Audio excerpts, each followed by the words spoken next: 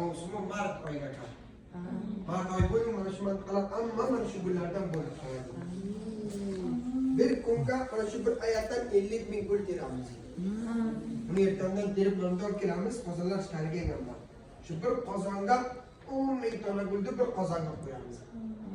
10.000 tona gulni bir qozon qo'yib, ustidan 25 litr suv ham qo'yamiz. 25 litr gul suv qo'yib, buni og'zini qomab 8 soat buni qaynatamiz. Bu shu qaynab mana shunda buxori jam bo'ladi, kelib mana bu shishaning ichiga tomib turadi. Ko'ringiz 10.000 tona guldan 25 litr gul suvdan 8 soatgacha bu qaynab mana shuncha atir chiqadi. Mana shuncha atir chiqadi.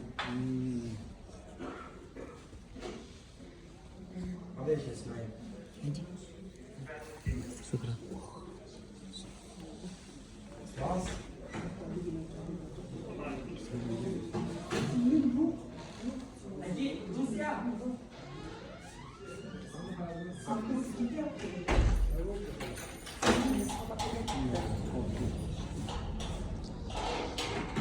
Hadi biz bir yaktan şimdi kampını kursadan bunu içine 2 tane şunay demedik toza atırından boring bir dona mana bu suvdan suv bekka sepiladi dog' donalarga yaxshi. Mana bunisi atir, ko'ylaklarda atir. Mana bunisi